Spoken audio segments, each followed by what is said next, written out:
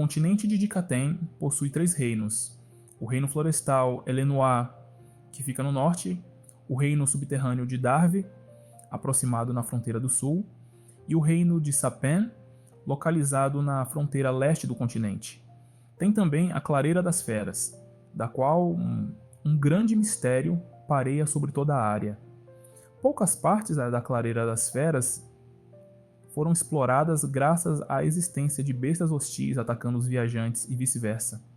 No entanto, várias expedições vêm sendo feitas devido às grandes riquezas naturais que esse lugar possui. Flip.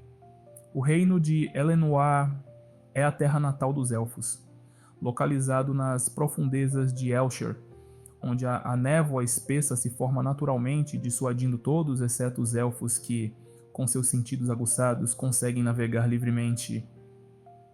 Flip. O reino de Darve é uma rede de passagens subterrâneas e enormes cavernas que podem se estender por vários quilômetros. Esse território é onde os anões residem. Flip. O reino de Sapin é de longe o maior e mais povoado reino do continente. Enquanto este reino é composto principalmente por humanos, há também muitos comerciantes anões comerciando seus itens de sua terra natal. Flip.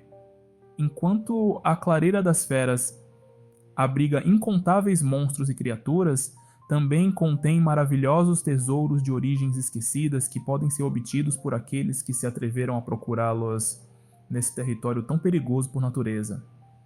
Há registros escritos por aventureiros e mercenários sobre masmorras e tocas de entidades poderosas que podem fazer até o padre mais generoso num ganancioso. Flip. Entre a floresta de Elshire e o reino de Sapin, existe uma grande cadeira de montanhas que se estende por cerca de 90% do continente, separando o norte e o leste do oeste e do sul. Flip. Enquanto o reino de Darve e Sapin possuem uma relação simbiótica por causa dos recursos, os elfos se isolam e agem agressivamente em relação a todos os outros. Flip. Fechando as capas desgastadas do livro que seria a enciclopédia desse mundo, Arthur esfregou a ponta de seu nariz com seus pequenos dedos gordinhos, enquanto emanava uma melancolia que era quase tangível. Ele soltou um suspiro audível que só parecia ser apropriado com sua boca desdentada. Nunca acreditei em toda aquela besteira de luz no fim do túnel, onde as pessoas, depois de vivenciar experiências de quase morte, acordam suando frio exclamando: "Eu vi a luz", mas aqui estou atualmente neste chamado túnel, voltado para esta luz brilhante, quando a última coisa que me lembro era que eu estava dormindo em meu quarto, enquanto outros o chamam de Câmara Real. Alguém me assassinou? Não me lembro de ter feito mal a ninguém, mas, novamente, ser uma figura pública de poder pode dar aos outros todos os tipos de razões para me quererem morto. Enfim, já que não parece que vou acordar tão cedo e estou lentamente gravitando em direção a essa luz brilhante, é melhor eu continuar com ela, parecendo levar uma eternidade para ir em direção a essa luz. Eu meio que esperava algum coro de crianças cantando e uma melodia angelical me chamando para o céu. Em vez disso, minha visão de tudo ao redor se transformou em um borrão de um vermelho brilhante, enquanto sons assaltavam meus ouvidos. Quando tento dizer alguma coisa, o único som que sai parece ser um choro. Eu ouço vozes abafadas se tornando mais claras e eu entendo um "Parabéns, senhora. Parabéns, senhor. Ele é um menino saudável." Ou "Espera. Eu acho que, normalmente, eu deveria estar pensando algo como merda. Eu acabei de nascer. Eu sou um bebê agora." Mas, estranhamente, o único pensamento que pareceu surgir em minha mente foi: então, a luz brilhante no fim do túnel é a luz que entra na vagina feminina. Hahaha, não vamos pensar mais nisso. Avaliando minha situação como o rei real que sou, percebi, em primeiro lugar, que Onde quer que eu nascesse, entendo a língua.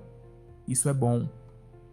Em seguida, depois de abrir meus olhos lenta e dolorosamente, minhas retinas foram bombardeadas com diferentes cores e figuras. Demorou um pouco para meus olhos infantis começarem a funcionar. O médico, ou assim parece, na minha frente tinha um rosto não tão atraente, com longos cabelos grisalhos na cabeça e no queixo. Eu juro que seus óculos eram grossos o suficiente para serem à prova de balas. O estranho era que ele não estava usando uma bata de médico, nem estávamos em um quarto de hospital. Eu parecia ter nascido em alguma sala de ritual de invocação satânica, porque esta sala era iluminada apenas por algumas velas e nós estávamos no chão. Eu olho ao redor e vejo a mulher que me empurrou para fora de seu túnel. Chamar ela de mãe deveria ser justo. Levando mais alguns segundos para ver como ela se parece, terei que admitir que ela é uma beldade, mas podem ser meus olhos meio embaçados. Em vez de uma beleza glamourosa, seria melhor descrevê-la como adorável, em um sentido muito amável e gentil, com cabelos ruivos distintos e olhos castanhos. Eu não posso deixar de notar seus cílios longos e nariz empinado que me faz querer apenas me agarrar a ela, né? Ela apenas permeia essa sensação de mãe. É assim que os bebês são atraídos por suas mães? Afasto meu rosto e viro à direita para mal distinguir a pessoa que presumo ser meu pai pelo sorriso idiota e olhos marejados ao me ver. Imediatamente ele diz: "Olá, pequena Art, sou seu papai. Você pode dizer papai?" Eu olho ao redor para ver minha mãe e o médico da casa. Por toda a certificação que ele parece ter, reviro os olhos e minha mãe consegue zombar: "Querido, ele acabou de nascer." Observo meu pai mais de perto e posso ver por que minha adorável mãe se sentia atraída por ele.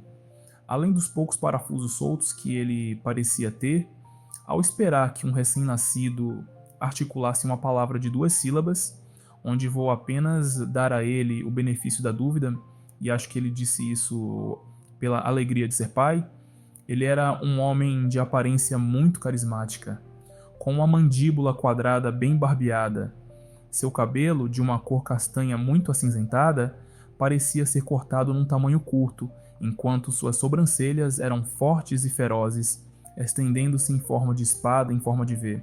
No entanto, seus olhos tinham uma qualidade gentil, era pela maneira como seus olhos caíam um pouco no final, ou pelo azul profundo, quase safira, cor que suas íris irradiavam. Quando terminei de verificar, observar meus pais, o aspirante a médico desculpou-se dizendo: "Por favor, continue descansando por alguns dias, Sra. Lewin, e me avise se alguma coisa acontecer com Arthur, Sr. Lewin." As 2 semanas seguintes após minha jornada para fora do túnel foram um novo tipo de tortura para mim. Eu tinha pouco ou nenhum controle motor sobre meus membros, exceto levantá-los, e até mesmo isso me cansava rapidamente. Percebi que os bebês não conseguem controlar tantos dedos. Não sei como dizer a vocês, mas quando vocês colocam os dedos na palma da mão de um bebê, eles não agarram porque gostam de vocês, eles agarram pois é como levar uma pancada no osso, é um reflexo. Esqueça o controle motor, não posso nem mesmo excretar meus resíduos a meu critério. Apenas sai. Um aspecto positivo foi que fui amamentado pela minha mãe. Não me entenda mal, sem segundas intenções de qualquer espécie.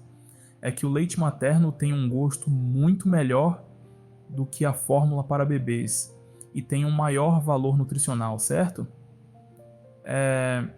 Por favor, acredite em mim.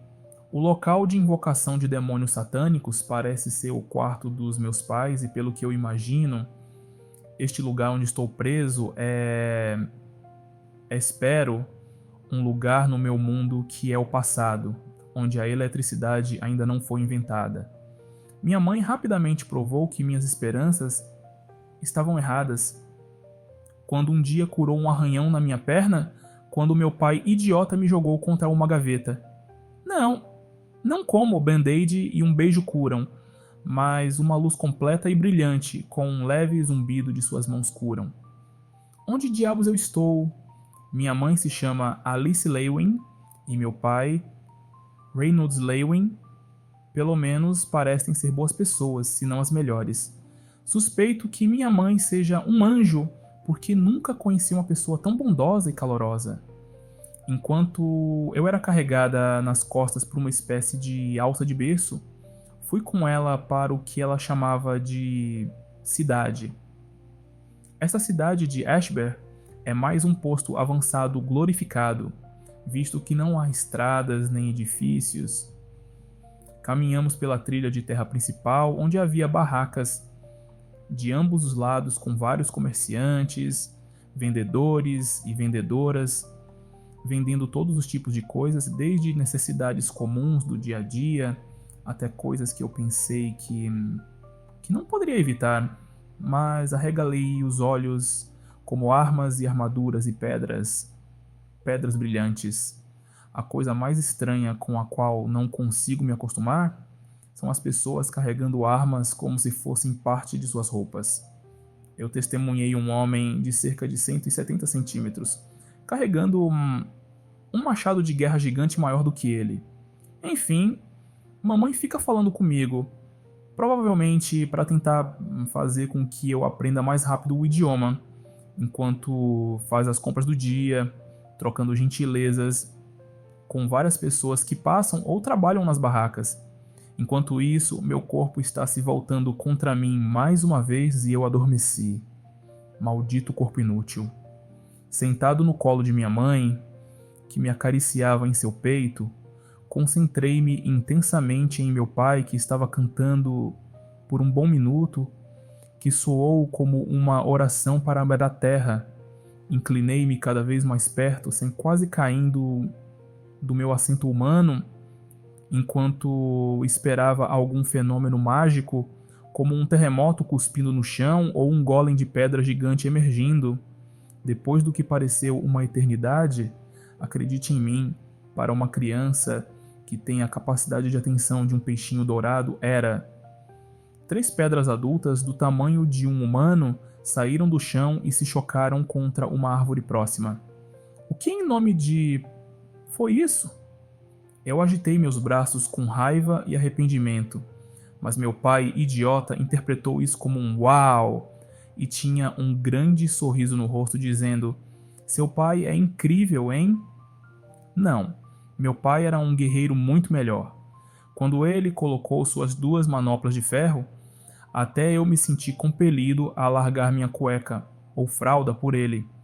Com movimentos ágeis que eram surpreendentes para sua constituição, seus punhos carregavam a força para quebrar a barreira do som, mas eram fluidos o suficiente para não deixar uma abertura, né?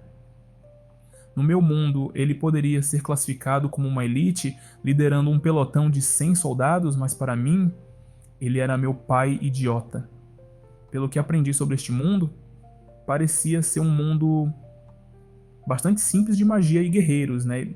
Onde o poder e a riqueza decidiam sua posição na sociedade, né? Nesse sentido, não era muito diferente do meu mundo, exceto a falta de tecnologia e a pequena diferença entre magia e ki aqui. No meu antigo mundo, as guerras se tornaram uma forma quase obsoleta de resolver disputas entre países. Não me interpretem mal. É claro que ainda havia batalhas em menor escala, e os exércitos ainda eram necessários para a segurança dos cidadãos.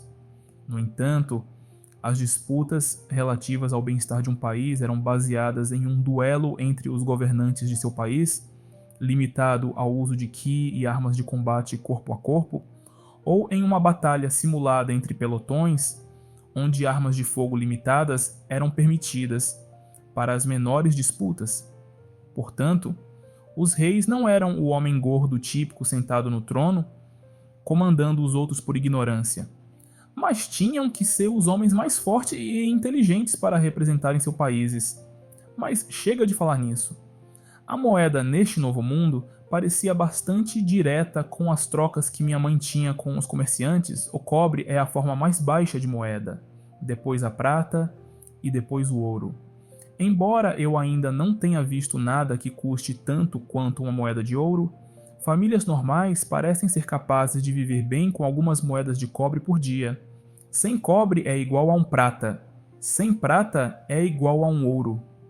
Todos os dias eu me focava. Aprimorar meu novo corpo. Dominar as funções motoras que residem dentro de mim. Então, um dia tudo mudou.